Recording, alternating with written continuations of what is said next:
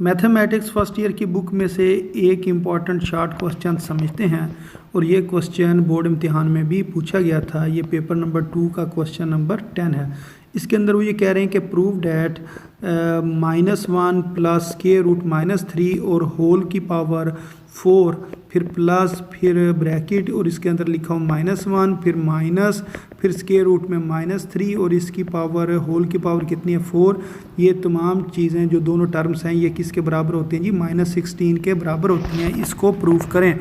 तो इसको प्रूव कुछ इस तरीके से हम करेंगे। हम कहेंगे जी हम जानते हैं वी नो डैट कि जो हमारे पास ओमेगा है वो बराबर होता है -1 plus square root -3 divided by 2 के बराबर होता है। और इसी तरह जो ओमेगा स्क्वायर है इसकी वैल्यू हमारे पास होती है -1 minus square root -3 divided by 2 के बराबर होती है।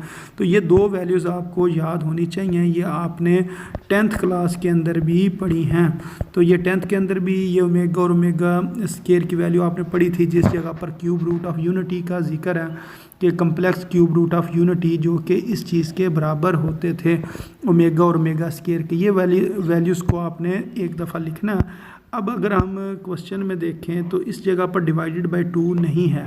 तो इस क्वेश्चन में यह जो फार्मूला ओमेगा का उसमें डिवाइडेड बाय 2 होता है, लेकिन हमारे क्वेश्चन में इस जगह पर नहीं है। तो फिर हम क्या करेंगे, इस फार्मूले में इधर से ये जो नीचे वाला 2 है इसको इस ओमेगा के साथ ले आएंगे।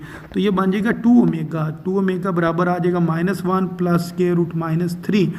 तो यहाँ से हमने जो रिक्वायर्ड फॉर्म है वो बना लिया। इसी तरह ये जो दूसरा फार्मूला है इसको भी थोड़ा सा रीअरेंज करेंगे। इसके नीचे जो डिवाइडेड बाय में 2 लिखा हुआ है इसको हम दूसरी तरफ ले आएंगे इस जगह पर।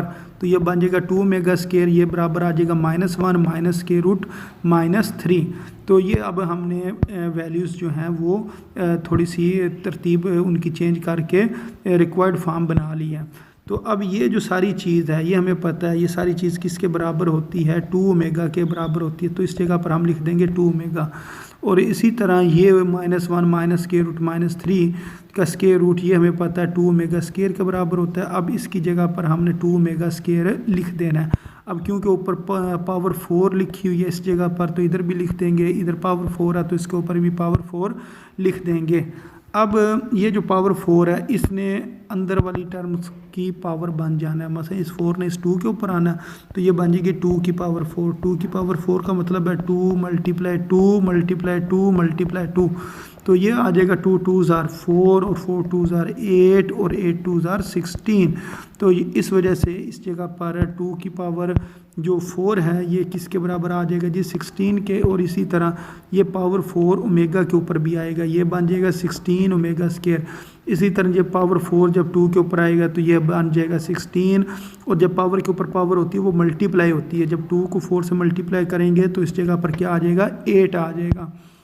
अब आपने ये जो ओमेगा 4 है इसको चेंज करना है, ओमेगा क्यूब लिखना है, क्योंकि हमें पता है ओमेगा क्यूब 1 के बराबर होता है। ओमेगा क्यूब इंटू ओमेगा लिखेंगे, ये ओमेगा 4 के बराबर होता है। इसी तरह ओमेगा 8 को लिखेंगे ओमेगा 6 इंटू ओमेगा स्क्वायर, क्योंकि जो ओमेगा 6 है वो बाद में चेंज हो सकता है। ओमेगा क्यूब फिर उसका स्क्वायर इसको लिख सकते हैं।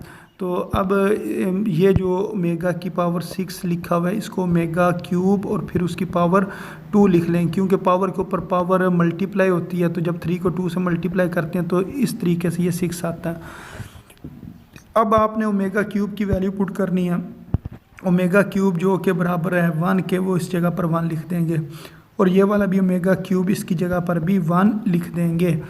तो अब 1 की पावर 2 जो है वो भी 1 के ही बराबर होता है। और जब 1 ने मल्टीप्लाई होना ओमेगा स्क्वायर के साथ तो इधर हमारे पास ओमेगा स्क्वायर ही आएगा। और इसी तरह 1 ने जब ओमेगा से मल्टीप्लाई होना तो इस जगह पर ओमेगा आएगा। अब ओमेगा प्लस ओमेगा स्क्वायर ये बराबर होता है जी -1 के। वो किस तरह, क्योंकि हमें पता है 1 प्लस ओमेगा स्क्वायर 0 के बराबर होता है। तो फिर ये वाला जो +1 है इसने इक्वेशन के अगर दूसरी तरफ जाना हो तो दूसरी तरफ आकर ये क्या हो जाता है जी -1 हो जाता है। तो ओमेगा प्लस ओमेगा स्क्वायर ये किसके बराबर आ जाता है जी -1 के बराबर आ जाता है। फिर आपने 16 को मल्टीप्लाई करना है जी -1 के साथ। जब इन दोनों को हम मल्टीप्लाई करेंगे 16 और -1 को तो ये बन जाएगा -16।